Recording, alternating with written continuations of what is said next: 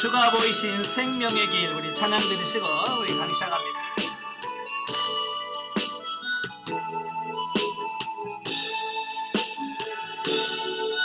주가 보이신 생명의 길, 나 주님과 함께 사랑을 드리며 주님 앞에 나아가리. 그러니 되시는 그 길은 예수, 길이 되신 이름 예수. 나의 길 어딜 그가 가시나니, 나를 단련하신 후에 내가 전능같이 나으리라.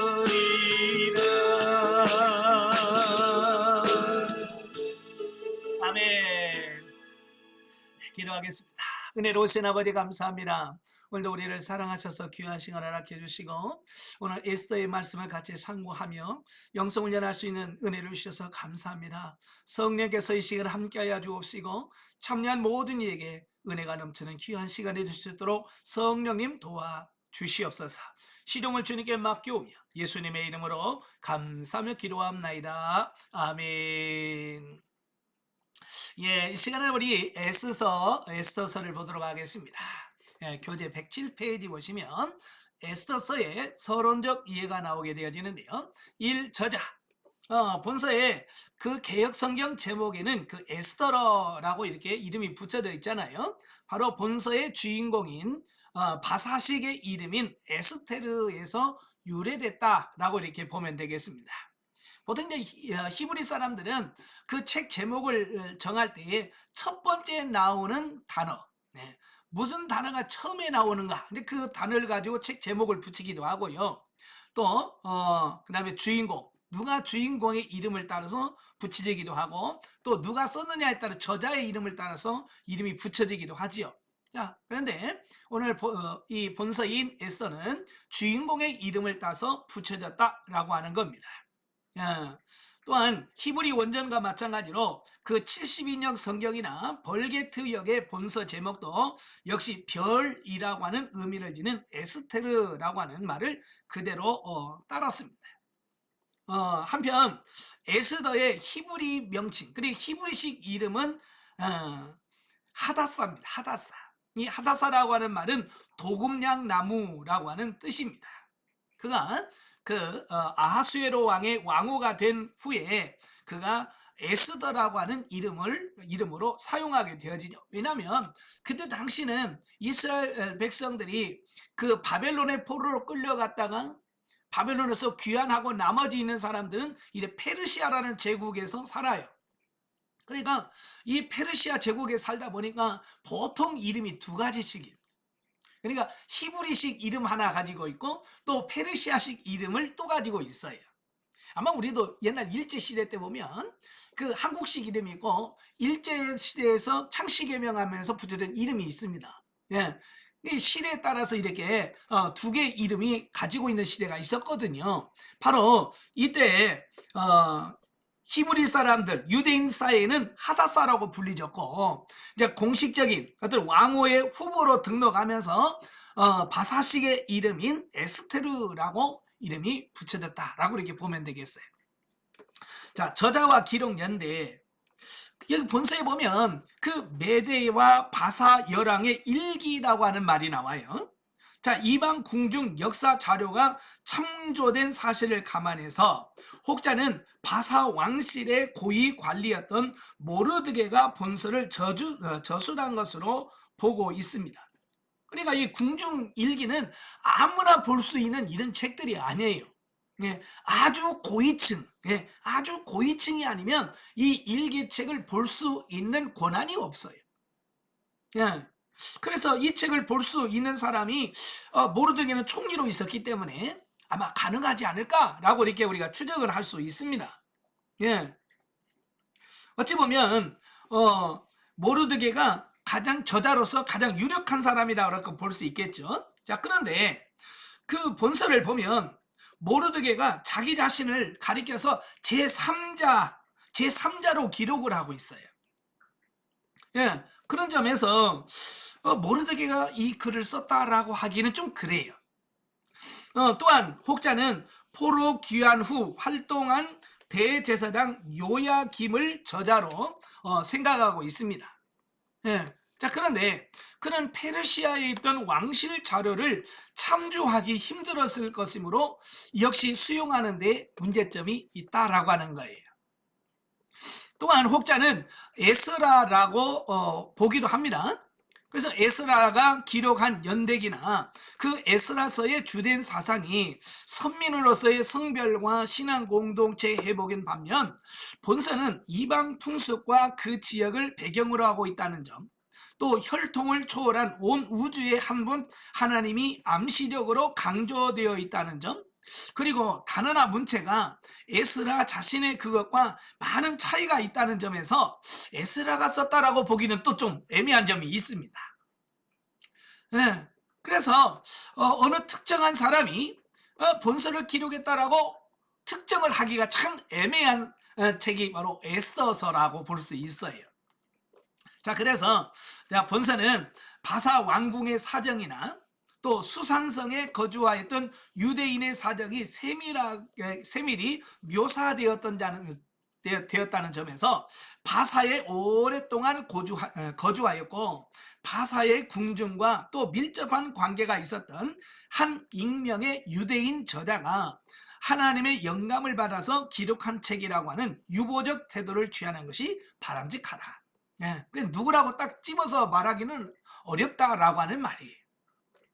자, 한편 본서의 기록 연대에 대해서도 다양한 견해가 있어요.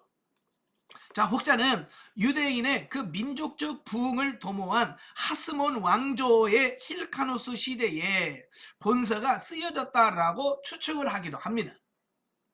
그렇게 하는 이유는 에스더서가 이방 민족의 박해로 인하여 극심한 고통을 겪던 시대, 즉 유대 민족의 종교적 생존보다는 정치적 생존에 관심이 쏠렸던 시대에 기록된 것으로 보이기 때문이다라고 하는 겁니다.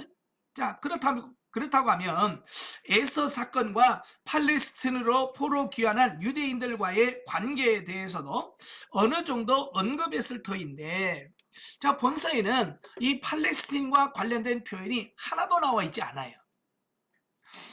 뿐만 아니라 그 에스더서는 단지 유대인들의 정치적 생존과만 관련된 것이 아니며 오히려 유대인 구원 사건을 통한 이방 땅에서의 여호와 종교 부흥에도 큰 관심을 보이고 있다는 겁니다. 따라서 이러한 주장은 무리가 많고요. 오히려 본서 사건이 일어난 시기와 멀지 않은 시점에 본서가 쓰여진 것으로 보는 것이 자연스럽다라고 하는 거예요. 자, 그러나 이를 보다 자세히 살펴보면 10장 2절 3절은 모르드게가 활동한 시기인 아수르 왕의 통치 시기가 이미 끝났음을 암시한 반면 역사상 유명한 그 수상궁 화재 사건에 대한 언급이 전혀 없다라고 하는 거예요. 예, 이 수상궁 화재 사건은 아주 유명한 사건이거든요. 이게 만약에 그 이후에 기록이 되어 있다면 그 수산성 궁이 화재 불이 탄 것을 분명히 기록했을 거라는 겁니다. 근데 그런 언급이 전혀 없어요. 그러니까 아마 이 화재 사건 이전에 기록됐을 것이다 라고 우리가 볼 수 있는 거죠. 자, 그래서 본서는 BC 643년에서 643년 사이에 기록되었던 것으로 추정하는 것이 보다 합리적이다라는 것이. 자, 기록 동기와 배경을 보면, 자, 본서의 그 내용이 전체적으로 보면 그 불임절의 기원과 관련된 사실에서 보듯이 그 불임절 사건에 나타난 하나님의 구원의 능력과 사랑을 이스라엘 후세대에게 증거하여 정기적으로 불임절을 준수함으로써 신앙 각성의 기회를 삼을 것을 권면하고자 기록했다라고 하는 겁니다. 자, 이런 본서의 1차 수신자는 그 북왕국 이스라엘과 남유다의 멸망 이후 약속의 땅에서 쫓겨나 이방 땅에서 살고 있는 유대인들이었다라고 하는 겁니다. 그러니까 1차 독자가 누구냐면 그 바벨론의 포로로 끌려갔다가 그 바벨론이 페르시아에게 멸망한 이후에 그 고레스 왕이 칙령을 내렸어요. 그게 뭐냐면 유대인들은 본국으로 돌아가서 성전을 짓고 하나님께 예배를 드려라라는 칙령을 내려요. 그러니까 우리가 안 것처럼 약 200만 명이 넘는 그 유대인들이 바벨론에 살아 있었거든요. 근데 막상 왕이 돌아가서 성전을 지으라라고 하니까 약 5만 명밖에 안 나왔어요. 200만 명 중에서 5만 명 정도가 나왔다 그 말이에요. 예. 그러니까 많은 사람들이 아직도 바벨론, 이제는 페르시아죠. 페르시아 제국 내에 남아 있다는 거예요. 대다수에. 바로 이제 그런 상황 속에서 이 본문이 기록됐다라고 하는 거예요. 그래서 본서의 저자는 이들에게 하나님의 특정한 시대, 특정한 지역에서만 역사하시는 분이 아니라 시간과 공간을 초월하여 역사를 주관하시는 분이기 때문에 그들이 비록 약속의 땅 가나안에 쫓겨나 이방 땅에 살고 있지만 그래도 여전히 하나님의 보호와 간섭 아래 있다는 사실을 주직케 함으로써 신앙적 용기를 잃지 않도록 하게 하여 본서를 집필하였다라고 하는 사실입니다. 그러니까 지금 이 1차 독자가 누구냐면 그 바벨론 땅에 남아있는 페르시아 쪽에 남아있는 사람들에게 주어진 말씀이거든요. 그들은 1차 포로 귀환 때 돌아오지 않았어요. 자, 그래서 그들은 돌아오지 않고 페르시아에 살면서 마음이 평안했을까요? 불안했을까요? 불안하죠. 야, 이거 가야 되는데 안 갔어. 야, 이러다 하나님이 징계를 하지면 어떡하지? 예. 그냥 막연한 어떤 그런 두려움을 갖고 있었다 그 말이에요. 예. 자, 그러고 있는 상태에서 이 하만의 이 사건이 일어났을 때 그들은 뭐라고 생각했을까요? 야, 이건 하나님의 징계야. 하나님의 심판이야. 이는 죽었어. 예. 라고 포기를 했겠죠. 그죠? 자, 그럴 때에 하나님께서는 그들을 내버려 두지 아니하시고 그들과 함께 하시고 그들을 구원해 가시는 이 하나님의 역사를 그들에게 친히 보여주심으로 하나님이 그들을 버리신 게 아니라는 사실을 그들에게 직접 가르쳐준 사건이 본서의 기록이라 그 말이에요. 즉 팔레스타인에 세워졌던 가시적 이스라엘 국가는 그들의 범죄에 대한 하나님의 심판으로 망했으나 하나님이 한 번 택한 민족은 국가의 존폐 여부와 상관없이 시공간을 분문하고 언제 어디서든지 영원히 지키시리라고 하는 그 언약에 따라서 하나님께서는 그들을 끝까지 보호하신다고 하는 확신을 가지고 하나님만 섬기며 살기를 촉구하고 있다라고 하는 사실이에요. 네. 그러니까 불안에 떨고 있는 그들에게 아니야, 하나님 우리와 함께 하셔, 우리를 도우셔, 우리를 구원하셔 라는 사실을 확실하게 가르쳐줬다라고 하는 사실이죠. 사실 하나님은 어느 특정한 곳에 갇혀 있거나 어느 지역을 벗어나면 활동을 못 하시는 그런 분이 아니시잖아요. 근데 하나님은 온 우주에 편만에 계시고 무소부지 안 계신 곳이 없으셔. 근데 우리는 인간들은 자꾸 그 하나님을 특정한 장소에다 가두어 놓으려고 하는 시도를 해요. 제가 강의하면서 여러 번 이야기를 했을 거예요. 우리 한국교회 성도들이 하나님을 자꾸 어디다 가두어 두냐면 교회 안에다 가두어 둬요.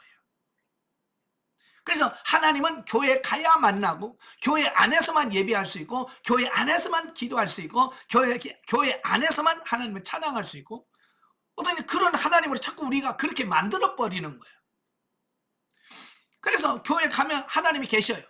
그죠? 그래서 막 하나님께 기도도 하고 그래요. 근데 교회 나오면서 뭐라고 그래? 여기 계셔요? 오지 마시고 따라오지 마세요. 하나님이 교회 안에만 계셔. 내가 가끔 와서 내가 안부도 전하고 기도도 하고 찬양도 해줄 테니까 그냥 따라오지 말고 귀찮으니까 그냥 교회 안에만 계셔요. 이제 그런 거예요. 여러분 그렇다고 해서 하나님은 교회 안에만 가둬둘 수 있는 분이 아니시잖아요. 그죠? 하나님은 편만 우주에 안에 계신 곳이 없으셔. 그 하나님이 여전히 우리와 함께 하시고 우리와 동행하신다라는 사실이에요. 그러니까 여러분들이 아무리 하나님 교회 안에 계시고요 그냥 꼼짝하지 말고 교회만 계셔요 그런다고 해서 하나님이 교회 안에만 계신 게 아니고 그래도 하나님은 여전히 내가 직장 갈 때 함께 하시고 여러분이 먼 거리 여행할 때 여전히 하나님은 또 여러분과 동행하시고 예, 그러신다 그 말이에요. 자, 당시 페르시아 제국의 여러 지역에 흩어져 살고 있던 많은 유대인들은 그 이방인과의 긴밀한 교제를 통하여 이방 사상을 받아들였고요. 유일신 여호와에 대한 신앙을 버린 경우가 많았다는 사실에 비추어 볼 때에 이러한 지필 동기를 지닌 본서의 지필은 시기적으로 아주 적절한 때 이루어졌다라고 볼 수 있다라고 하는 거예요. 즉 이는 바벨론 포로의 1차 귀환 이후 2차와 3차 귀환 이전에 쓰여졌는 바 약속의 땅에 돌아온 자녀들이나 혹은 이방 땅에 머무는 자들에게 심각한 신앙적 각성을 가져다 주었다라고 하는 사실입니다. 그래서 1차 포로 귀환 이후에 아무도 갈 생각이 없었어요. 근데 이 사건이 일어나게 돼요. 근데 이 사건이 일어나고 난 이후에 2차 포로 귀환이 일어나게 돼요. BC 458년에. 그 다음에 또 14년 후인 BC 444년에 3차 귀환이 일어나게 돼요. 그러니까 2차와 3차 포로 귀환이 일어나게 된 결정적인 사건이 뭐냐면 오늘 에스더 사건, 이 사건이라 그 말이에요. 그래서 이 사건을 통해서 어찌 보면 잠자던 영혼이 깨어나는 그런 계기가 되었다라고 하는 것이에요. 자, 한편 본서는 궁극적으로 신학시대에 사는 우리에게 하나님은 어떤 곳, 어떤 상황에서도 택한 백성을 보호하심을 확신케 하고 있다. 그리고 이스라엘을 죽이려던 원수가 오히려 죽고 선민 이스라엘의 하나님의 기적적인 섭리하심으로 구원된 사건을 기념하는 불임절은 거시적으로는 성도와 교회를 멸하려는 모든 사단의 세력의 멸망과 교회의 영원한 승리를 예표해 주고 있기도 하다라는 거예요. 즉 유대인들의 생존을 위협하던 이방 땅 수산성에 비유될 수 있는 이 사회를 살아가는 성도들은 결코 세속적인 위협에 좌절하거나 타협해서는 안 된다. 이는 본서에서도 보여주듯이 어떠한 어려운 상황에서도 하나님은 한 번 택하신 자들을 결코 버리지 아니하시며 반드시 당신의 크신 권능으로 보호하사 이 세상에서도 승리를 얻게 하실 뿐만 아니라 궁극적으로 미래 천국에서도 영원한 승리를 얻게 하실 것이기 때문이다 라고 하는 겁니다. 그러니까 오늘 본문에서 우리에게 가르쳐 주는 게 뭐냐면 한 번 택한 성도는 어떤 상황에서도 우리를 보호하시고 지켜주시고 승리하게 하신다고 하는 이 말씀을 이 에스더를 통해서 우리에게 확실하게 보여주고 있다라고 하는 거예요. 우리도 그러죠. 우리가 좀 특별히 어렵고 힘든 사건이 오게 되면 우리는 마음속에 이런 생각을 해요. 혹시 하나님이 나를 버리신 건 아닌가? 하나님이 나를 떠나신 건 아닌가? 라고 하는 그런 생각들을 갖게 돼요. 그죠? 자, 결론적으로 말하면 하나님이 절대로 여러분을 버리시지 않으신다. 항상 하나님은 여러분과 함께 하신다는 사실을 이 본서를 통해서 확실하게 가르쳐주고 있습니다. 아멘. 예. 그 다음에 4번 에스더서의 특징을 보면 첫째, 하나님의 이름이 한 번도 언급되지 않으면서도 역사를 주관하시며 선민을 보호하시는 하나님의 섭리를 극적으로 보여준다라고 하는 겁니다. 참 본서를 읽어보면 기가 막혀요. 그게 뭐냐면 여호와 하나님 이런 얘기가 하나도 안 나와요. 예. 근데 전체적인 내용이 뭐냐면 하나님의 살아계심, 크게 하나님의 능력, 이걸 확실하게 드러나는 거예요. 예. 그러니까 사실은 이 에스더도 정경으로 받아들일 때, 그러니까 성경 66권으로 받아들일 때 논란이 됐던 부분이 바로 그런 부분이에요. 어떻게 여호와 하나님 이름 하나도 없는 걸 어떻게 성경으로 우리가 받아들일 수 있겠는가? 근데 그것 때문에 논란의 여지가 있었어요. 그런데 그 이름을 쓰지 않았다고 해서가 아니라 여호와 이름 한 번도 없음에도 불구하고 전체적인 내용이 신앙적이고 영적이고 매우 중요하다는 사실을 우리에게 보여주고 있어요. 오늘 우리도 마찬가지예요. 우리가 입술로 하나님이 이란 이름을 많이 사용한다고 해서 믿음이 좋은 건 아니에요. 그죠? 꼭 하나님의 이름을 불러야만 믿음이 좋은 건 아니에요. 어찌 보면 하나님의 이름 부르면서 더 엉터리로 사는 사람 많아요. 예. 엉터리로 살면서 자기가 진짜라고 하는 것을 이렇게 꾸미려고 하다 보니까 어찌 보면 더 하나님 어쩌고 저쩌고 예수님 어쩌고 저쩌고 말할 수 있어요. 그러나 정말로 하나님 말씀대로 사는 사람은 굳이 내가 하나님의 이름을 드러낼 이유가 없거든요. 마찬가지 우리가 말을 얼마나 많이 사용하느냐가 아니라 우리의 삶을 통해서 고백해지는 이게 진짜라고 하는 사실 기억하시면 좋겠고요. 자, 두 번째로 룻기와 마찬가지로 여성이 주인공으로 등장한다는 거예요. 세 번째로 고대 바사의 풍습과 법 시행 과정이 잘 드러나고 있다라고 하는 겁니다. 그러니까 이 본문을 보면 그때 당시 법이 이렇게 제정되어지고 이렇게 실행되고 있었구나 이걸 알 수 있고요. 네 번째로 에스더의 왕무 등극과 또 하만과 모르드게의 대입으로 사건이 발단 전개 갈등을 이루어지는 전반부의 긴박감과 원수가 처형되고 전 유대인이 구원되는 통쾌한 해결의 결정과 승리의 대단원을 이루는 후반의 극적인 전환이 완벽한 구성을 이루며 극명하게 대조가 된다라고 하는 겁니다. 그러니까 이 본서를 읽어보면 마치 잘 짜여진 어떤 드라마 각본과 같은 느낌을 받게 돼요. 참 기가 막히잖아요. 딱 그때 딱딱 시간을 어떻게 기가 막히게 맞춰서 이렇게 극적인 이런 부분들이 많거든요. 자, 이걸 보면서 역사의 주인공은 하나님이시구나. 역사를 진행하신 분이 하나님이시구나 라고 하는 사실을 우리가 깨닫게 되죠. 자, 넘겨서 112페이지 보시면 신학적 이해가 나오는데요. 자, 신학적 이해 1. 에스더서의 그리스도 기독론을 보시면 아까도 말한 것처럼 본서에는 하나님의 이름이 한 번도 언급되지 않는다고 그랬어요. 자, 그러면서도 그리스도의 구속사역과 직접적으로 연관된 예언이나 묘사도 전혀 없습니다.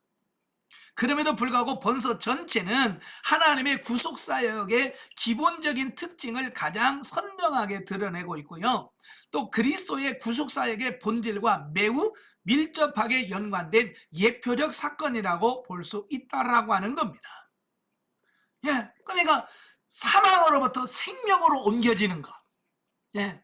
꼭 죽을 수밖에 없었지만 그 죽음에서 생명으로 옮겨지는 것. 이게 구속사의 핵심이잖아요. 그죠? 구속사의 핵심인데 그걸 가장 명확하게 드라마틱하게 기록하고 있는 것이 오늘 본서다 그 말이에요. 자, 그 가운데 자기 민족을 죽음의 위기에서 구한 본서의 주인공 에스더는 만민을 죽음의 권세에서 벗어나게 하신 그리스도를 예표하는 인물로 볼 수 있다. 또 특히 왕으로서의 자신의 지위에 연연하지 않고 죽으면 죽으리라 일사각오의 신앙으로 왕 앞에 나선 에스더는 하늘 보좌를 버리고 이 땅에 오셔서 십자가에 죽으신 그리스도의 낮아지심을 예표한다라고도 볼 수 있다라고 하는 거예요. 뿐만 아니라 에스더가 왕 앞에 나아갈 때 결국 큰 사랑을 받았던 사실도 그리스도께서 비록 세상 죄를 위하여 죽으셨으나 다시 부활하셨으며 승천하여 하나님 보좌 우편에 앉으심으로써 다시 본래의 신성을 회복하는 승귀의 과정을 밟았음을 예표한다라고 볼 수 있는 거예요. 그러니까 본서를 보면 예수 그리스도라는 말은 한 번도 나와 있지 않지만 예수 그리스도의 구속사를 가장 잘 표현하고 있다라고 이렇게 볼 수 있어요. 또한 에스더와 더불어 또 다른 주인공인 그 모르드게의 행적에서도 부분적으로 그리스도의 구속사역을 예표하고 있다는 사실을 발견하게 된다 그 말입니다. 즉 그가 하나님만을 경배하고 적 그리스도에 예표될 수 있는 하만에게 절하기를 거부한 사실은 천하 만국의 영광을 제시하면서 경배하기를 요구하는 마귀의 제의를 물리치신 그리스도를 상징한다라고 볼 수 있다라고 하는 겁니다. 그러니까 예수님께서 공생애를 시작하면서 사단에게 세 가지 시험을 받으시잖아요. 그 세 가지 시험 중에서 세 번째가 뭡니까?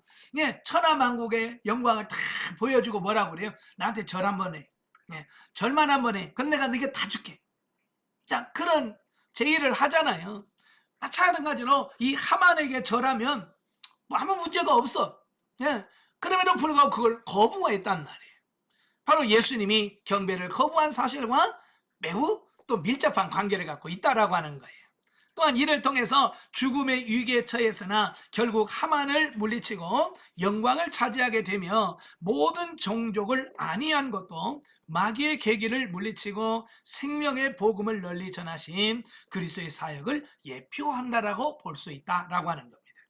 자, 이처럼 이 본서에는 그리스도에 대한 암시도 발견되나 또 반대로 그리스도의 구속 사역을 방해하는 그 적그리스도의 형태에 대하여도 암시하는 바가 많다라는 거예요. 그러니까 히브리어에서 각 알파벳의 고유한 숫자를 지니고 있는데요. 본서 7장 6절에 나오는 이 악한 하만이라는 단어는 히브리어 알파벳이 지니고 있는 고유 숫자로 표기해 보면 적그리스도를 나타내는 666으로 계산된다라고 하는 거예요. 예. 따라서 혹자는 이 때문에 하만을 적그리스도의 상징으로 보기도 한다라는 거예요. 또한 아담을 타락시킨 뱀으로부터 시작하여 의인 아벨을 죽인 가인, 또 택한 민족 이스라엘의 혈통을 중단시키기 위하여 모든 남자 아기를 죽이라고 명령한 애굽의 바로, 그리고 그리스도의 탄생 소식을 듣고 베들레헴에 태어난 유아를 학살한 헤롯과 마찬가지로 하만 역시 유대인 멸절을 통해 메시아 출현을 근원적으로 봉쇄하려 했던 사단의 하수인이었던 것이다. 한편 하만의 행동 가운데서 찾아볼 수 있는 적그리스도적 요소를 보면, 첫째, 그는 대제국 바사의 실권자로서 큰 권세를 지녔을 뿐만 아니라 모든 사람들로부터 경배를 요구하였다라고 하는 거예요. 이처럼 적그리스도도 자신의 권세를 악용하여 이 세상을 지배하며 모든 사람을 미혹하여 자기의 권세 하에 두려고 했다라고 하는 것을 보게 되어집니다. 또 두 번째로 그는 자신에게 절하지 않은 모르드게뿐만 아니라 모든 유대인을 죽이려고 했다. 이처럼 적그리스도도 자신의 일에 동조를 하지 않는 의인을 핍박하고 거짓으로 참소하는 살인자다라고 하는 부분이고요. 또 세 번째로 악을 행하던 하만이 결국 실패하여 권력을 잊어버리고 스스로 멸망하고 말았듯이 적그리스도도 큰 힘을 가지고 잠시 번영하면서 그리스도의 구속사역을 방해할 것이지만 마침내 내쫓김을 당하여 심판을 받아 불못에 던져질 거라는 겁니다. 또 네 번째로 하만은 자신뿐만 아니라 그의 10아들 등 자신을 따르던 모든 자들로 하여금 멸망에 이르게 한다라고 하는 거예요. 마찬가지로 적그리스도도 역시 그를 따르던 모든 자들과 더불어 그리스도에게서 멸망당한다라고 하는 사실을 보게 되어집니다. 그러니까 이 하만의 모습에서 그 마지막 시대에 그 기독교를 박해하고 하나님의 나라를 방해할 그 적그리스도의 모습을 완벽하게 또 보여주고 있다라고 하는 사실이에요. 그러니까 적그리스도도 대단한 힘과 권력이 있는 것이 사실이잖아요. 그죠? 그래서 바로 이 하만이 적그리스도를 상징하는데 문제가 없다라고 하는 이 부분을 보게 되어집니다. 자, 두 번째, 에서서의 그 주제들, 이제 신학적 주제를 쭉 보면 구약 중에서 역사서는 율법서나 시가서 그리고 선지서들처럼 신학적인 원리나 교훈 자체를 당위적으로 전달하는 것이 아니라 그런 교훈을 내포한 역사적 사실들을 기록하여 독자가 거기에 담긴 원리를 깨우치도록 하고 있다라고 하는 겁니다. 그러니까 역사서를 보면 그냥 역사를 기록한 것 같지만 그 역사를 통해서 하나님께서 말씀하시려고 하는 부분들을 교훈해 주고 있고 그 역사 속에서 그걸 담겨져 있다는 거예요. 이런 역사서의 성격을 가장 확실하게 보여주고 있는 것이 본서다라는 거예요. 즉 불임절의 기원과 불임절 성립 당시의 상황을 자세히 보도함으로써 거기 얽힌 하나님의 놀라운 구원의 능력과 사랑, 그리고 일관된 구원 섭리의 과정을 바사제국 당시 수산성을 중심으로 일어난 실제적 역사적 사건을 통하여 보도하는 본서의 기본 주제는 다음과 같다. 첫째, 하나님의 구원의 초월성에 대한 말씀이에요. 자, 과거 범죄에 대한 심판으로 나라가 멸망된 상태에 있는 이스라엘 민족을 이방 땅 한가운데서도 잊지 않고 기억해주는 대사건을 기록한 본서는 하나님의 구원이 시대와 장소를 초월한다는 것을 보여준다는 거예요. 한편 현대인의 관점에서 볼 때 잘 이해되지 않는 면이 있지만 고대에는 어느 국가에서든지 보편적으로 민족신과 지역신 개념을 가지고 있었다라고 하는 거예요. 자, 그래서 전쟁에서 한 국가가 다른 국가에게 패하게 되면 그들의 신이 패한 것으로 여겨졌다라고 하는 겁니다. 예, 그때 당시는 다 신들의 전쟁으로 이해를 한 거예요. 또한 패전국의 백성이 포로가 되어 갔을 경우에는 반드시 그 승전국의 신을 섬겨야 하는 것으로 믿고 있었다라고 하는 겁니다. 왜? 그들의 신이 이겼으니까 그 신을 섬겨줘야 된다는 거예요.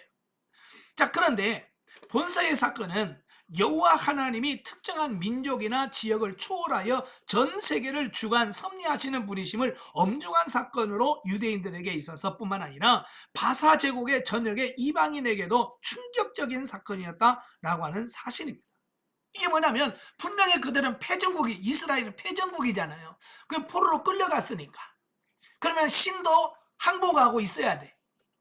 근데 이 사건은 그 이 패전국인 이스라엘의 신이 승리한다는 말이에요. 자, 이 놀라운 사실을 여기서 보여주고 있는 겁니다. 그러니까 이방인들에게는 큰 충격이란 말이에요. 이에 많은 이방인들이 유대교로 개종했던 것도 그들이 여호와 하나님은 유대인만의 하나님이 아니라 온 세계의 하나님으로 발견되었기 때문일 것으로 보인다라고 하는 겁니다. 자, 두 번째로 구속사의 진행 섭리. 자, 하나님은 귀족 가문에서만 왕후를 선발하는 왕실 전통을 초월하여 포로 출신의 고아인 에스더를 왕후가 되게 하사 훗날의 구원의 도구가 되게 하셨다라고 하는 사실입니다. 자, 우리말로 개천에 용난다는 말이 있잖아요. 그죠? 사실은 이 에스더는 왕후가 될 수 있는 조건, 자격이 없어요. 포로로 끌려간 포로민이에요. 그 포로로 끌려간 사람이 어떻게 왕의 국모가 될 수 있을까요? 불가능한 거예요. 근데 그게 가능했다라고 하는 거예요. 이게 누가 한 거냐? 하나님이 그렇게 하신 거예요. 하나님이. 또한 궁궐 문지기였던 모르드게로 하여금 왕의 암살 기도를 적발하게 하심으로써 그 일이 결국 유대인 구원의 결정적인 계기가 되게 하셨다라고 하는 겁니다. 자, 이는 하나님은 비천한 자라도 크게 쓰셔서 구원을 이룰 수 있다라고 하는 것과 택한 자의 구원을 목적으로 역사를 조용히 그러나 거대하게 움직이고 계심을 보여준다라는 사실입니다. 예, 그러니까 하나님께서는 비천한 신분의 에스더를 하나님께서는 어렸을 때부터 그런 환경에서 자라게 하시고 훈련하게 하셨고 준비시켰어요. 예, 그래서 그 나라가 어려웠을 때 그를 통해서 하나님의 역사를 이루게 하셨다. 또 모르드게도 마찬가지고요. 어찌 보면 오늘 이 시대도 마찬가지예요. 이 시대도 우리가 힘들고 어려울 때 하나님은 지금 에스더와 같은 사람을 어딘가에 우리나라 안에서도 에스더와 같은 인물을 준비하셨고 그 준비해 가지고 훈련해 가시고 계시고 있을 거예요. 지금 어딘가는 모르드게 같은 또 나라를 위하여 헌신하고 일할 자를 하나님께서 준비시켜가고 계신다 그 말이에요. 또 여러분이 오늘날의 에스더가 아닐지 어떻게 압니까? 그죠? 여러분들이 훈련되어지고 준비되어지면 여러분을 통해서 하나님이 또 역사를 이루실 수도 있다는 사실이에요. 그러니까 여러분이 훈련을 잘 받아야 돼요. 준비되어야 됩니다. 아시겠죠? 그래서 하나님은 준비되어지고 훈련되어진 자를 사용하신다는 사실입니다. 자, 세 번째, 헌신. 자, 왕후 에스더가 하만의 개교와 그로 인한 대이기를 물리친 것은 그녀의 헌신에서 비롯되었다라는 사실이에요. 즉 그녀는 왕으로서의 지위에 연연하기보다는 죽으면 죽으리라 라고는 일사각오의 헌신으로서 민족 구원을 위하여 앞장섰다라는 사실입니다. 이렇듯 모든 성도는 그 지위를 이용하여 택한 백성들을 보호하시는 하나님의 뜻에 충성해야 된다라는 사실입니다. 그러니까 하나님의 그 기적과 같은 역사도 바로 에스더와 같이 자리에 연연하지 않고 그 자리를 내려놓고 차라리 내가 죽으면 죽으리라. 그래서 그 왕후의 자리를 내려놓고 포기하고 하나님께 순종한 요 헌신이 바로 그 기적을 일으키게 된 요인이 됐다라는 사실입니다. 여러분, 아무나 황후되는 게 아니잖아요. 그죠? 또 아무 때나 황후되는 것도 아니고 정말로 얼마나 무슨 정말로 진짜 바늘 구멍으로 들어가는 어떤 그런 기회가 그에게 주어졌단 말이에요. 이게 어떻게 잡은 그 자리고 어떻게 잡은 왕의 자리입니까? 그런데도 하나님의 뜻을 위해서 어떻게 해요? 포기한다고 말이에요. 이게 내려놓는 거죠. 오늘 우리도 어찌 보면 이렇게 하나님을 위하여 하나님이 나를 쓰신다고 했을 때 나를 내려놓고 포기할 수 있는 어떤 그런 헌신된 자가 있어야 우리를 통해서 하나님이 역사하실 수 있다는 사실이에요. 오늘도 많은 사람들 욕심은 많은데 뭐가 없냐면 헌신하는 사람이 없어요. 예, 주를 위하여 오늘 에스더처럼 죽으면 죽으리라, 까짓거 죽지 뭐 하고 주를 위해서 다 그 자리를 멋있게 내려놓을 수 있어야 되는데 그런 내려놓는 사람이 없다라는 사실이에요. 이런 이용규 선교사님이 쓴 내려놓음이라는 책 읽어보셨잖아요. 그죠? 그 책 읽으면서 우리는 그냥 내 이야기 아니니까 뭐 그럴 수도 있겠다 라고 생각하기지만, 만약에 여러분 입장 바꿔서 여러분이 그 자리에 그 이용규 선교사님이 하버드 대학에서 그 교수로서 모든 게 다 준비되어 있는 어떤 그런 완벽한 상황이라고 한다면 과연 그걸 내려놓고 몽골 같은 그런 가난한 나라로 갈 수 있을까? 자신 있다. 나 갈 수 있다. 손 들어봐요. 내가 보내드릴게. 이거 쉽지 않아요. 예, 쉽지 않아요. 만약에 지금 여러분이 살고 있는 여러분의 자리에 지금 거기서 뭐 20년, 30년 살아서 여기가 이제 난 여기서 뼈를 묻어야 돼. 내가 이제 죽을 거야 라고 딱 생각하고 있는데 어느 날 주님이 야, 너 다 짐 싸가지고 저 시골로 내려가. 갈 자신이 있어요? 이게 쉽지 않아요. 이거 쉽지 않다니까요. 제가 아는 권사님은 그거예요. 그게 뭐냐면 그 아들 며느리가 손자를 낳고 둘이 직장 생활하니까 너무 힘든 거예요. 그러니까 시어머님한테 우리 집에 들어와서 좀 애 좀 봐주시고 우리 같이 살아요 라고 부탁을 했어. 근데 그 권사님이 뭐라고 말하냐면, 야, 내가 힘들게 왜 가 너? 내가 거기 가서 내가 이 나이에 니네 15살이 할 일 뭐 있어? 안 가는 거예요. 그걸 저한테 자랑을 하시더라고요. 그래도 안 갔대. 그래서 저는 그걸 보면서 그건 자랑거리가 아니라 그 자녀들의 믿음과 신앙을 위해서란 내가 희생을 하고, 그잖아요?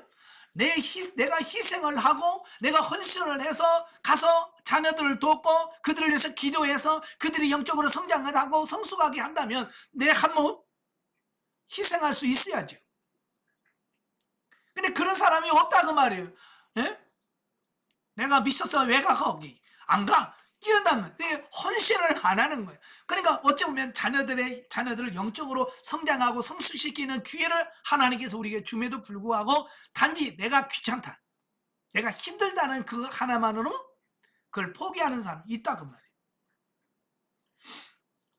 내 자신을 희생해야 될 때는 어떻게 해야 돼요? 과감하게 희생하셔야 돼요. 자, 그 다음에 네 번째, 구속사역의 기념. 자, 불임절이 단회적인 사건으로 사장되지 않고 절기로서 계속 준수되고 또 그 배경이 성경에 기록됐다는 사실은 이스라엘 백성들이 선조의 역사적인 신앙과 축제를 계승했음을 보여준다. 자, 이렇듯 오늘날 성도들도 그리스도의 주권적인 구속 사역으로 말미암아 승리의 사건을 경험했을 뿐만 아니라 하나님께서 사단의 괴계로부터 지금도 우리를 계속 지켜주시고 있음을 늘 감사하고 찬양하며 또 이를 후세대에 가르쳐 계속 전승해 나가야 할 것이다 라고 하는 사실이에요. 그러니까 여러분들이 이런 하나님의 능력과 어떤 기적들을 경험하고 체험했다고 한다면 여러분 나만 경험해서 체험, 이게 아니라 여러분이 경험하고 체험한 그 하나님의 은혜와 능력을 여러분의 자손들에게, 그죠? 여러분의 자녀들에게 계속 이어질 수 있도록 만들어주는, 이게 중요하다 그 말이에요. 그래서 제가 에스더를 할 때마다 여러분은 가족의 어떤 특별한 기념일을 만들어라. 그러니까 여러분 가족끼리 가족 부흥회를 해가지고, 여러분 가족이 은혜를 받고 고넬료 가족처럼 막 성령의 충만한 역사를 경험했다. 그러면 여러분의 가족이 기념일을 정하는 겁니다.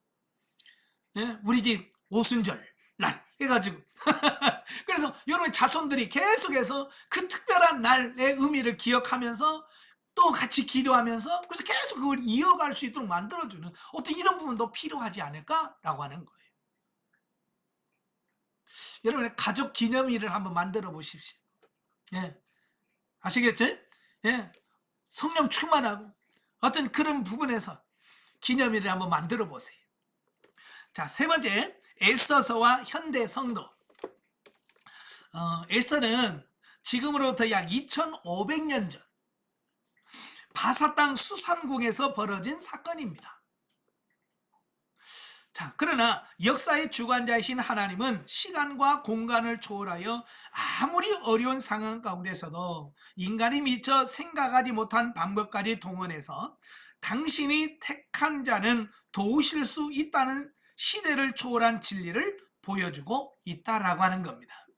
그러니까 시대를 초월해서 하나님은 자기의 도우심을 바라고 자기에게 기도하면 반드시 돕는다는 사실을 우리에게 가르쳐주고 있다라고 하는 거예요.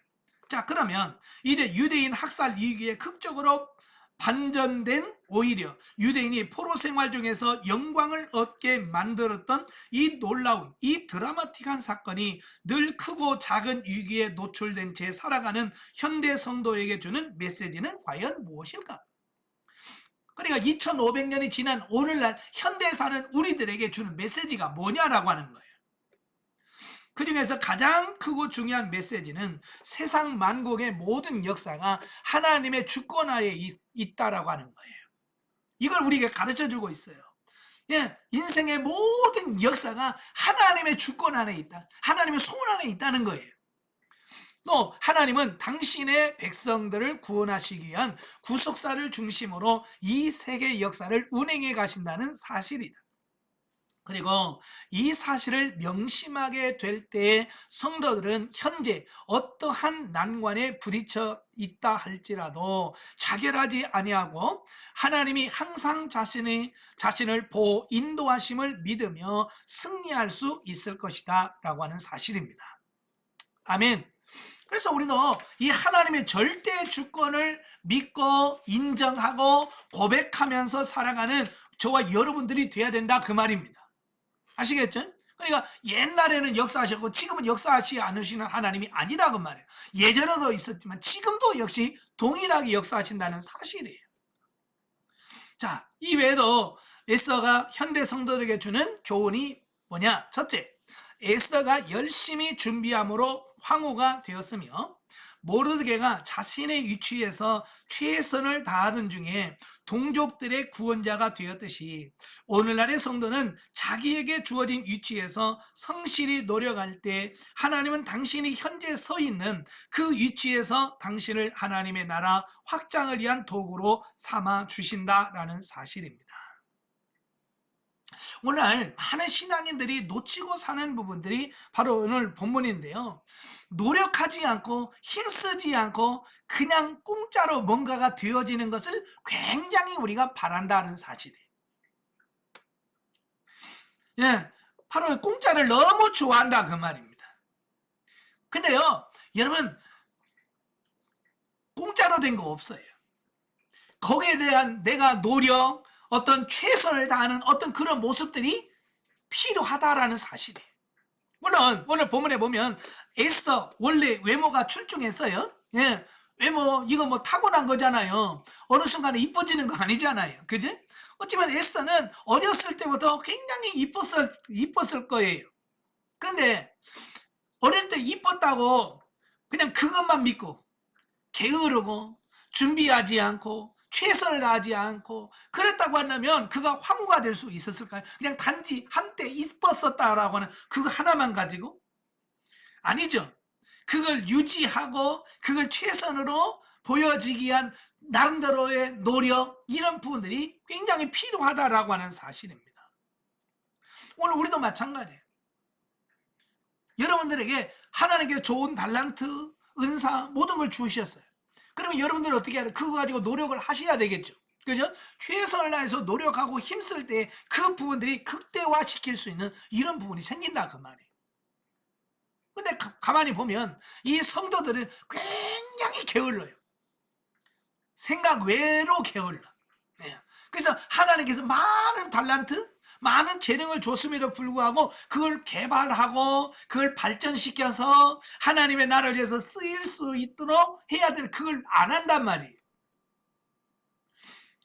그래서 달란트 비유에서 땅에 묻어두는 자와 같은 그런 신앙생활을 하는 사람들이 너무 많더라는 거예요. 여러분도 땅에 묻어두는 자가 되지 않기를 바라요. 찾아내셔야 돼. 아멘. 찾아내셔서 그걸 통해서 훈련하시고 더 좋게 개발해내시는 여러분들이 되셔야 돼. 두 번째로 모르드게가 왕에 대한 암살 음모를 적발하고도 당장은 아무런 보상을 받지 못했으나 오히려 이 일이 후에 더 큰 영예가 되었다. 이처럼 성도의 삶에 있어서 선행이 당장은 아무런 효과를 거두지 못하고 오히려 비웃음거리가 될 수 있으나 하나님은 이를 잊지 않으시고 반드시 보상하신다라고 하는 사실입니다. 그러니까 하나님은 뭘 하든 하나님의 정한 때가 되어야 역사하시는 거예요. 어찌 보면 모르드게가 그 왕궁에 그 반란, 역모를 꾸미려고 하는 것을 모르드게가 고발했단 말이에요. 그래서 역모가 발각되고 그들은 처형이 되는 어떤 이런 놀라운 일이 있었어요. 그러면 왕을 살려줬다고 그러면 국가에서 상을 주고 많이 해야 되잖아요. 근데 모르드게가 알려줬는데 입을 싹 쓰는 거예요. 처음에 얼마나 섭섭했을까요? 그죠? 아니 내가 왕도 살려줬는데 그냥 그렇게 모른 체 한다고? 얼마나 섭섭했을까요? 근데 그게 도리어 나중에 그가 더 큰 영광을 받는 요인이 됐다는 사실이에요. 그죠? 나중에 이제 본문에서 다 나오겠습니다만은 궁중일기를 읽다가 그 사건이 딱 나왔을 때 왕이 그러잖아요. 야, 얘에게 뭐 상을 준 적이 있냐? 예, 국가에 역모를 해서 나라에 공을 세웠다면 나라에서 상을 베풀고 막 했어야 될 거 아니에요. 근데 왕이 뭐 준 거 있냐? 아무것도 없습니다. 그러는 거예요. 예, 그러니까 왕이 얼마나 미안했겠어요. 자기를 살려줬는데. 그죠? 그래서 야 이거 어떻게 할까 고민하다가 마침 하만이 들어와서 야 내가 존귀하게 하려고 하는 사람이 있는데 어떻게 하면 좋겠냐? 또 하만은 진 줄 알고 착각해가지고 왕복을 입히시고 왕의 발에 태우시고 왕을 존귀케 하는 자는 이렇게 상을 받을 것이라 라고 하는 그렇게 하면 되겠습니다. 그래? 그걸 모르게 되면서 그렇게 해. 만약에 모르드게가 그때 역모를 발견해서 신고하고 나서 포상을 받았다면 그랬을 거 아니에요. 예, 이렇게 포상했습니다. 그래? 넘어가. 그냥 넘어갔을 거예요. 그때 받았다면 그냥 넘어갔을 거예요. 근데 그때 포상을 받지 않았으므로 후에 더 큰 영광을 취하잖아요. 그죠? 자, 이걸 보면 당장 여러분도 마찬가지예요. 뭘 했는데 알아주지 않는다고 실망하지 마라 그 말이에요. 여러분이 교회에 뭐 큰 일을 하고 뭘 해도 안 알아주면 여러분 섭섭하겠죠. 그죠?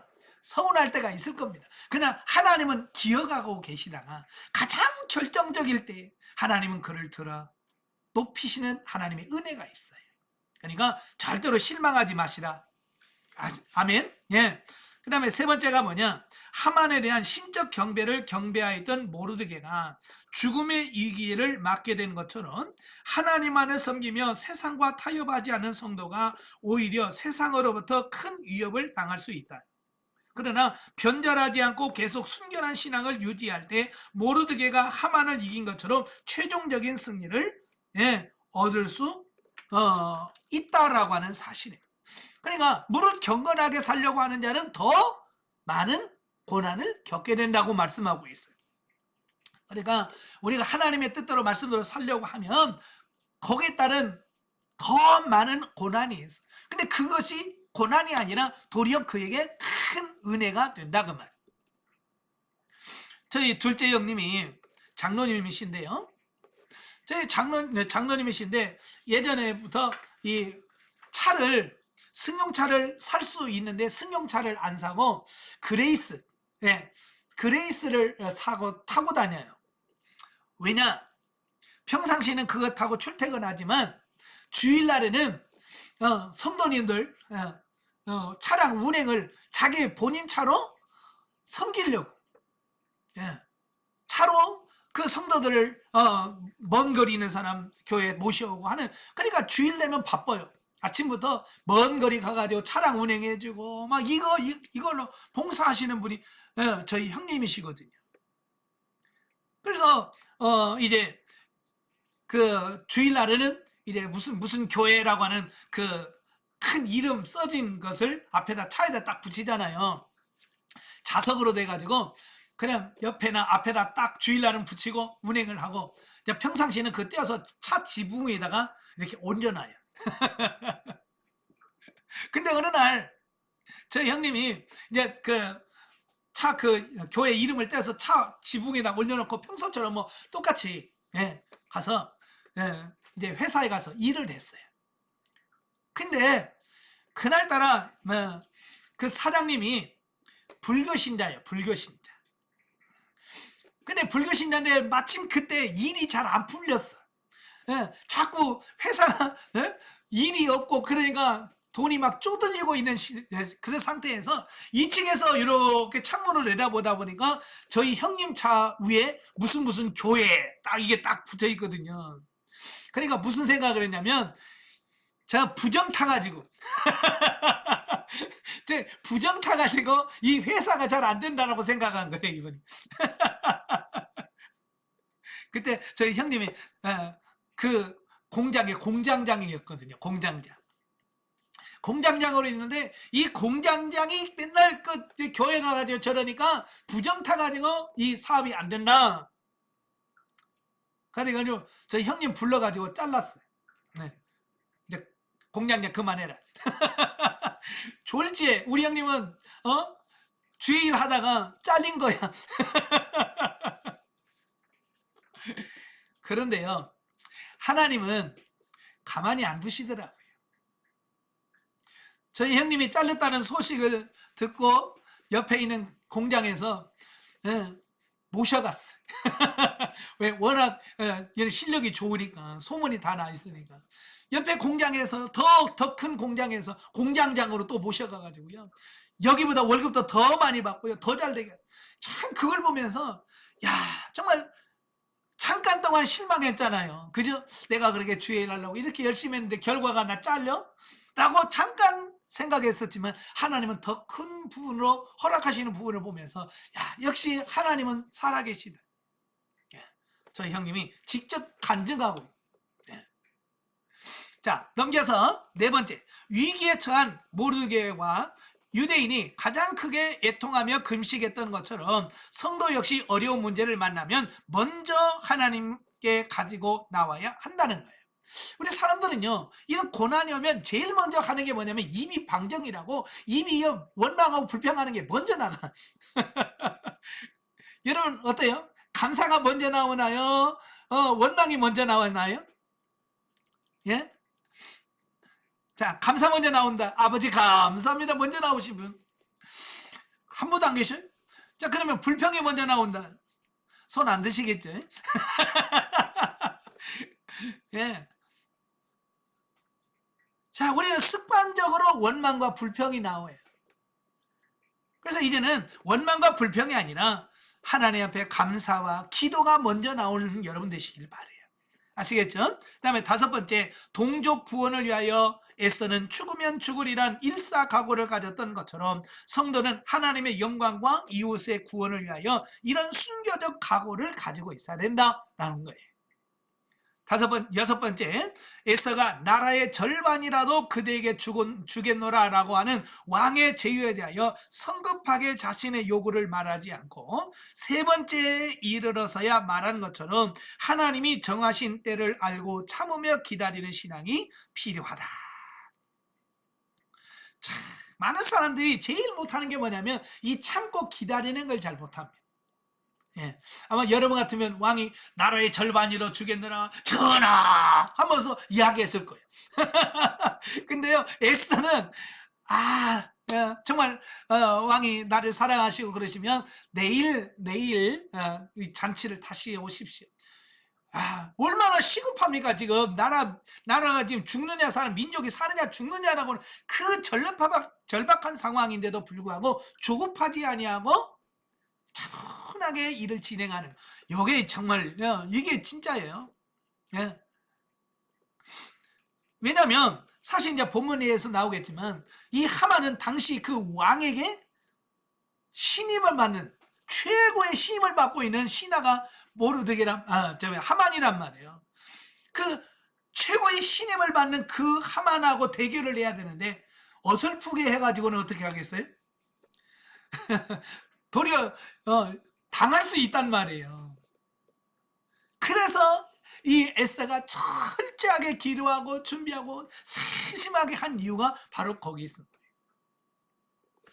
그 다음에 일곱 번째, 모르드게가 높아졌을 때 모든 사람이 기뻐하며 유대인으로 개종한 자가 많아졌던 것처럼 하나님의 백성도 의로움으로 존귀하게 될 때에 이 세상 사람들이 두려워할 것이며 교회도 확장될 것이다.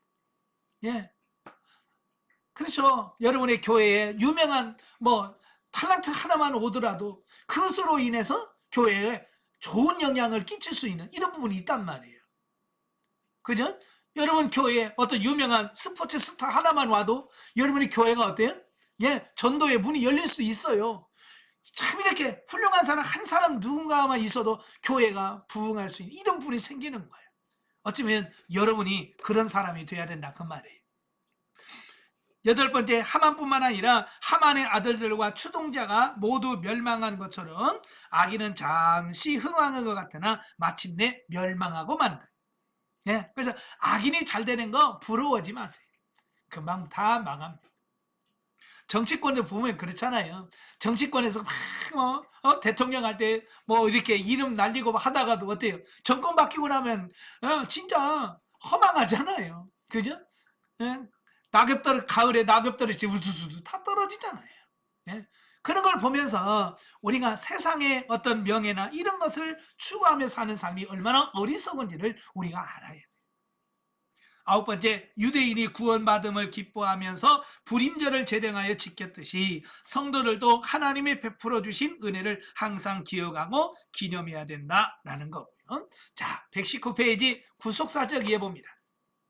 자, 본서의 주된 관심사는 역사의 주관자가 누구인가 라고 하는 거예요. 그래서 단순히 유대인들이 기뻐하는 불임절의 기원을 밝히기 위한 것이라기보다는 본서의 주제로서 너무 빈약하다. 왜냐하면 당시의 불임절은 전 세계에 흩어져 있는 유대인들에게 널리 알려진 절기가 아니기 때문이다 라고 하는 겁니다. 아울러 불임절은 성전 제의와 관련된 이스라엘의 절기도 아니었다. 그렇죠. 이 불임절이라는 것은 이스라엘 백성들이 지키는 7절기도 아니에요. 예, 7절기도 아니고 전 이스라엘이 다 지키는 전쟁이 아니라 그때 당시 바사 제국, 페르시아 제국 내에 있는 그 유대인들만 지켰던 절기가 불임절이에요. 자, 오히려 본서는 이스라엘의 구속과 회복을 실질적으로 이끄시는 분이 여호와 하나님이란 사실에 더 많은 관심을 나타내고 있다라고 하는 거예요. 자, 그래서 본서에는 우연이라고 하기에는 너무 필연적인 내용들로 가득 차 있다. 언뜻 보면 루키처럼 너무나 잘 짜여진 각본처럼 보이기도 한다라고 하는 거예요.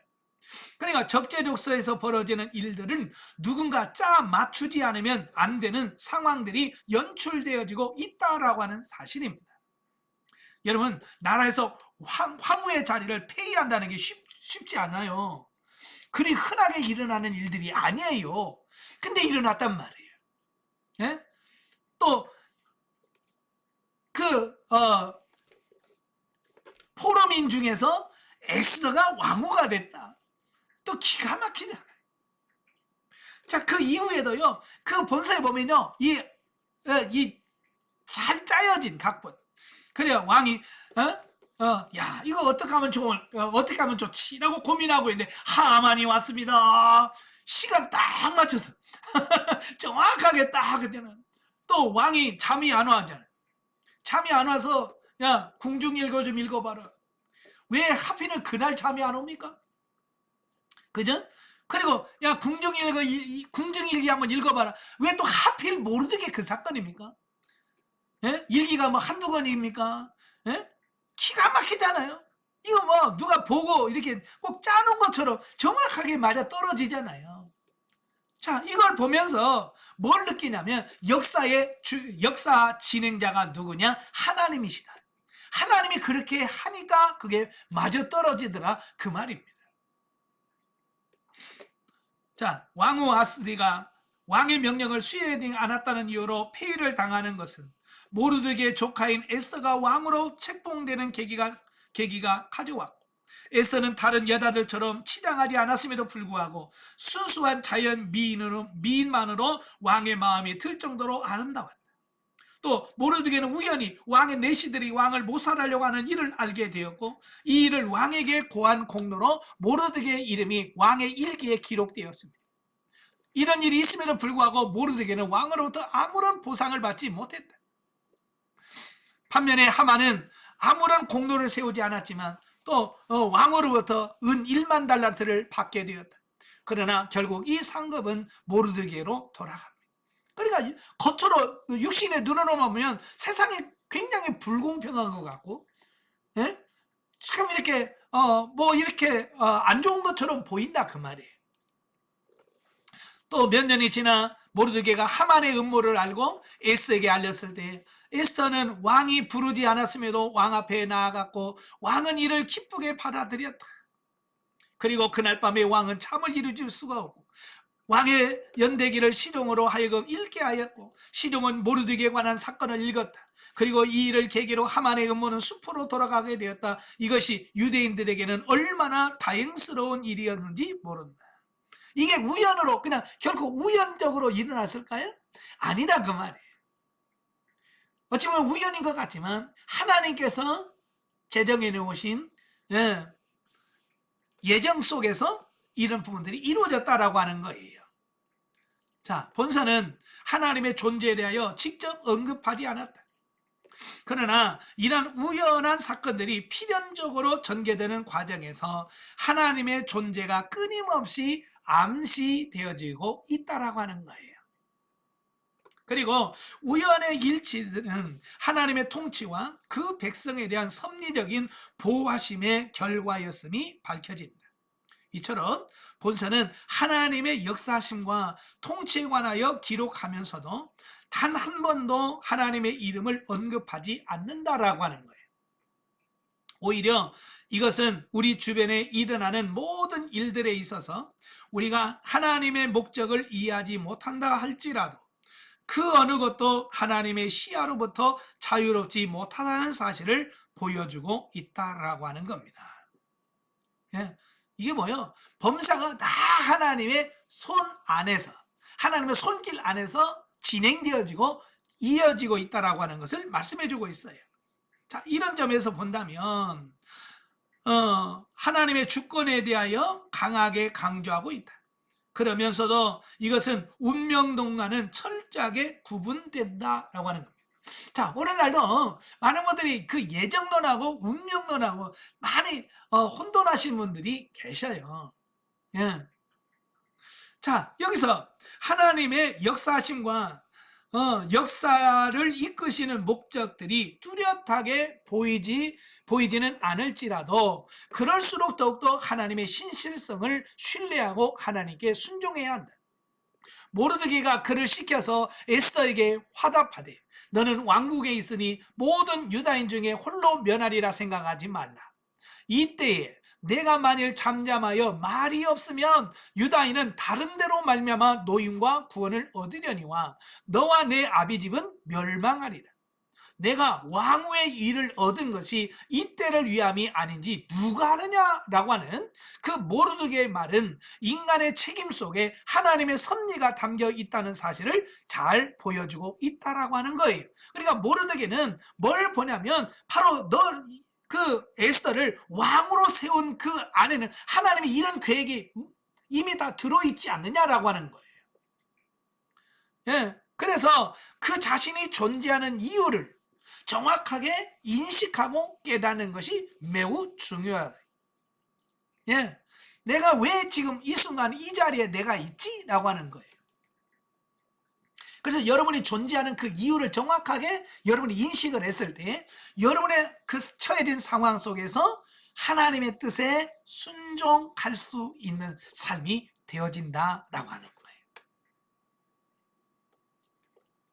자, 그래야 에스더처럼 죽으면 죽으리라. 왜? 하나님이 이때를 위하여 나를 세웠다는 걸 아니까, 깨닫고 보니까 내가 나서야 되는구나, 내가 해야 되는구나 라고 하는 걸 정확하게 인식을 하게 되고 순종하게 되어진다, 그 말입니다. 때문에 본서는 성경의 다른 구속사적인 사건들과 결코 분리되지 않는다.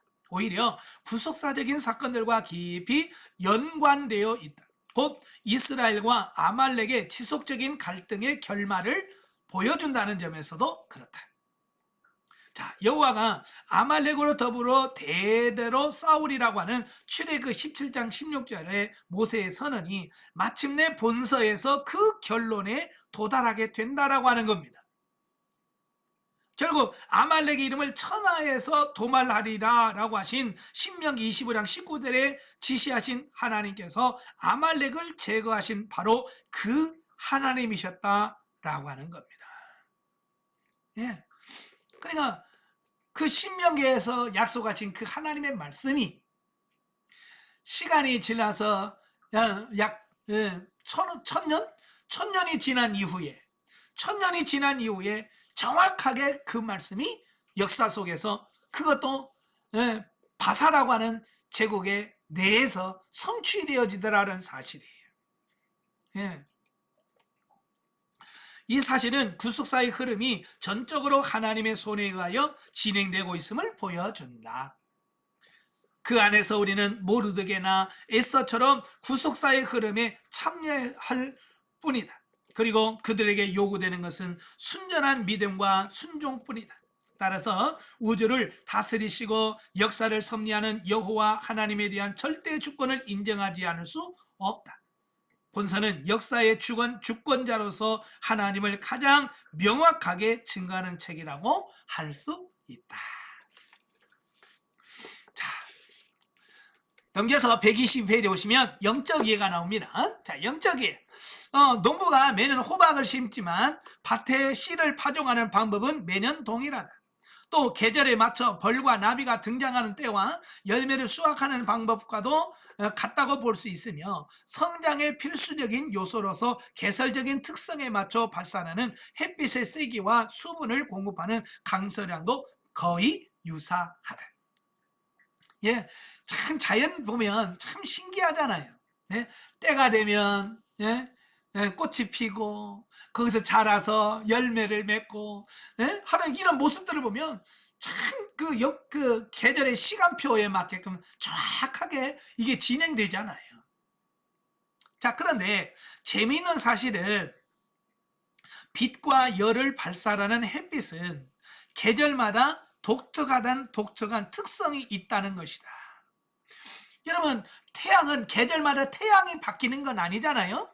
예, 똑같은 태양이에요. 봄이나 여름이나 같은 태양이에요. 그런데 그 태양에서 비추는 그 보면 봄에 비치는 햇빛과 여름에 비치는 햇빛과 가을에 비치는 햇빛과 겨울에 비치는 그 햇빛이 다르다는 거예요.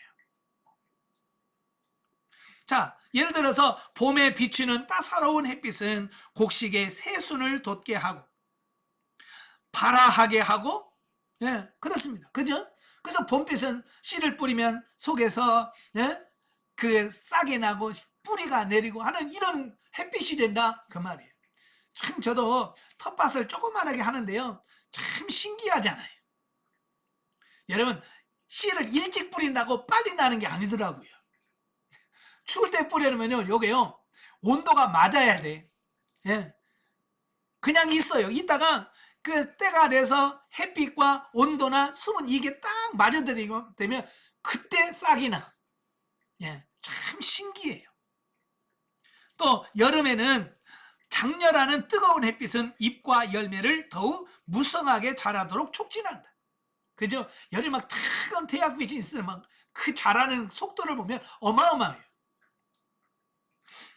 또 가을에 발산하는 따뜻한 햇빛은 맺힌 열매를 연글게 한다라는 겁니다. 그래서 제가 어렸을 때 들은 말이 뭐냐면, 가을에 따뜻한 한나절의 햇빛이 쌀 한 가마니를 좌우한다라는 말이에요. 그러니까 가을에 그 햇빛에 쨍쨍 내리는 햇빛의 그 한나절이 그 밭의 논의 소출의 한마디기를 결정할 만큼 그렇게 영향력을 많이 끼친다라고 하는 이야기예요. 자, 이렇게 빛과 열이 동일한 태양에서 유사하게 방출되는 것 같지만 사실은 계절에 따라서 그 성질이 전혀 다름을 알 수 있다라고 하는 거예요. 자, 마찬가지로 택한 백성들은 하나님의 훈련에서는 세 가지 단계와 차원이 있다. 먼저 싹을 트게 하려고 비추는 봄볕과도 같이 생명이 없는 자에게 하나님의 생명을 나눠주기 위하여 조성하시는 이른바 애굽 환란이 있다라고 하는 겁니다. 이 애굽 환란은 뭐냐면, 하나님을 전혀 모르는 사람에게 하나님께서 환란을 주시고 고난을 주셔서 그로 하여금 그 고난을 통해서 하나님을 만나게 하고 예수를 믿게 하는 환란, 이 애굽 환란이라고 볼 수 있어요. 또한 줄기가 더욱 무성하게 하고 자라게 하시려고 장렬하는 여름 불볕과 같이 하나님께서는 애굽 환란을 거친 신자가 중생을 경험하였더라도 어린 신앙에서 비롯된 육신 중심의 삶을 돌이키고 죽고 썩을 것에 종노를 하는 데서 생명적인 삶을 살 수 있도록 옮겨주시기 위하여 광야 훈련을 허락하신다. 예, 애굽 환란은 참 예수를 믿게 하는 환란이라면, 이래 광야 훈련은 뭐냐면 그걸 자라게 하고 성장하게 만드는 훈련이라고 할 수 있어요. 자, 그리고 마지막으로 열매를 연글게 하고 마침내 농익은 상품을 수확하는 데 필수적인 가을 햇볕과 같이 영적으로 성숙한 사람에게 주시는 고난이 있다라고 하는 거예요. 이는 예수님처럼 순종하고 복종함으로써 이 땅에서 여러 배의 결실을 거두게 하고 내세에는 상급이 쌓이게 하는 방편으로서의 특징이 있다라고 하는 겁니다. 그러니까 겉으로 보면 똑같은 어려움이야, 고난이라고 하는 어떤 그런 부분이 있지만 그 사람의 영적인 그 성장 정도에 따라서 미치는 영향력이 다르다라고 하는 겁니다. 그러니까 같은 어려움, 고난이라고 해도 그 사람의 영적인 상태가 어디냐에 따라서 그게 다르다라고 하는 사실을 보게 됩니다. 그러니까 이런 거예요. 지금 제가 당하는 여러 가지 고난이 있어요. 네, 제가 당하는 고난이 있어요. 근데 제가 당하는 고난의 의미와 여러분이 당하는 고난의 의미가 같을까요? 다르다 그 말이에요. 여러분의 영적인 성숙도에 따라서 하나님의 고난, 겉으로 보면 똑같이 어려움이라고 하지만 차원이 다르고 의도가 다르다는 것을 우리가 알 수 있는 거예요. 자, 이렇게 계절별로 다른 특성을 비추는 태양빛과 같이 영적 단계에 따라 고난이 차원이 다르게 다가오는데, 이 모두는 하나님의 백성들을 거룩함과 알곡에 이르게 하는 자양분이요 축복이므로 예고 없이 다가는 환난과 고통을 단순히 육신의 감정대로 받아들여서 사망으로 흘려보내지 말고 자신의 의지를 동원하여 적극적으로 감사하고 즐거워하는 사람이 되어야 할 것이다. 아멘. 이걸 하나님의 의도를 모르니까 그냥 하나님 원망하고 불평하고 하나님과 싸워. 제가 기도한다고 그러는데 기도 안 해. 데모한다고 그랬잖아요. 예? 하나님과 데모하면서 그럴 수 있습니까 하나님? 예? 처리하십시오 하나님. 이러면서 기도하러 가서 하나님과 싸우고 있다 그 말이에요. 그거는 뭔지를 몰라서 그러는 거예요. 몰라서. 이제 여러분은 그렇게 안 하시길 바래요. 자, 이와 같이 택한 백성들을 위하여 일하시는 성령님께서는 이렇게 구체적이면서도 실제적으로 그 백성들을 진리 가운데 모시게 하여 역사하신다. 따라서 우리가 살아가는 과정 가운데 우리의 길을 가로막는 장애물과 문제, 즉 원치 않게 당하는 환난과 고난은 우리가 열매로 맺혀지기 위한 요긴하고 필수적인 수분이요 성장을 촉진하는 걸음이요 태양빛인 것이다. 아멘. 네? 그래서 고난을 바라보는 이런 가치관들이 확 바뀌셔야 돼. 우리가 성장하여 영적인 안목을 가지고 바라볼 때 자신이 환영하지 않는 환경과 사건은 하나님께서 오히려 구비하여 조금 더 부족함이 없는 사람으로 변화시키려고 진리 가운데 인도하시는 은혜의 섭리로 깨달아질 것이다. 아멘. 다시 말해서 하나님께서는 진리의 말씀으로 훈련하시기 위하여 의도적으로 원치 않는 환경을 조성하신다라고 깨달아진다면 오히려 기쁘고 즐겁고 감사하게 고난을 감내한 사람으로 바뀌어질 것이라는 사실. 제가 영성훈련하면서 너무 감사한 게 뭐냐면 바로 이 문제, 고난을 대하는 나의 가치관이 달라졌다는 거예요. 옛날 같으면 그럴 수 있습니까 하나님? 예? 막 그러면서 원망하고 불평할 텐데 그게 아니라 감사하면서 또 기대하면서 그걸 이겨가고 극복해가는 내 모습을 바라보면서 그래 내가 성장하게 됐나 보다. 이거 느껴지는 거예요. 자, 문제에 직면하게 되면 낭망하지 말고 생각의 폭을 넓혀서 환경을 통하여 일하시는 하나님의 손길과 섭리를 인정하는 자세를 잃지 말아야 된다. 가치관을 바꿔서 오히려 감사하고 기뻐하고 즐거워한다면 새롭게 변화된 자신의 모습을 들여다볼 수 있고 부수적으로 문제는 저절로 해결되는 축복을 경험하게 될 것이다. 아멘. 예. 자, 에서가 모르스에게 회답하여 이르되 당신은 가서 수산에 있는 유다인들을 다 모으고 나를 위하여 금식하되 밤낮 3일을 먹지도 말고 마시도 마소서. 나도 나의 시녀들과 더불어 이렇게 금식한 후에 규례를 어기고 왕에게 나아가리니 죽으면 죽으리이다 하니라. 참된 그리스도에게 닥치는 고난은 참되고 깊은 은혜를 경험할 수 있는 절호의 기회다. 네? 내가 어려움 당한다고, 내가 고난 당한다는 것은 정말 하나님의 은혜를 경험할 수 있는 기회라 그 말이에요. 고통 가운데 계시는 주님의 손길을 경험해 보지 못한 사람은 어찌 보면 주님의 고난을 이해하기 어려울 것이다. 그러므로 삶 가운데서 환난과 고통이 다가올 때 자신에게 주어진 하나님의 말씀에 귀를 기울이고 기꺼이 그 환난과 고통 속으로 들어가야만 한다.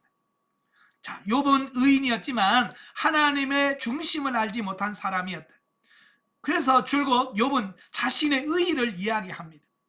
그러나 후일 욥이 진정으로 하나님을 알았을 때 욥의 입은 닫혀졌고 고통 중에서 깨달은 하나님의 은혜와 광대하심에 할 말을 믿고 침묵으로 일관할 수밖에 없었다. 그죠? 그가 몰라서 되는 하나님 앞에서 내가 내가 하나님은 불의하다라고까지 얘기를 해요. 그런데 뭐라고 그래요? 하나님 만나고 나서 뭐라고 그래요? 유구무원입니다. 그러죠. 할 말이 없습니다. 내가. 우리가 몰라서 입이 있는 거지. 말이 있는 거지. 알고 나면 할 말이 없어요. 그저 감사만 있을 뿐이에요. 이 에서는 그러한 신앙인의 결국을 보여주는 책이다. 오늘날 우리가 모르드게와 같이 에스더와 같이 나태하고 미숙한 신앙에서 벗어날 때 이완된 믿음이 다시 견고하여 조여질 것이며 더불어 문제도 자연스럽게 해결될 것이다. 아멘. 왜냐하면 우리가 당하는 여러 가지 어려운 환경과 고난은 결국 나를 세워가시는 하나님의 사랑의 손길이다. 아멘. 그래서 이 사건을 통해서 에스더, 모르드게도, 유대인들의 모든 사람의 신앙이 확 성장하는 거예요.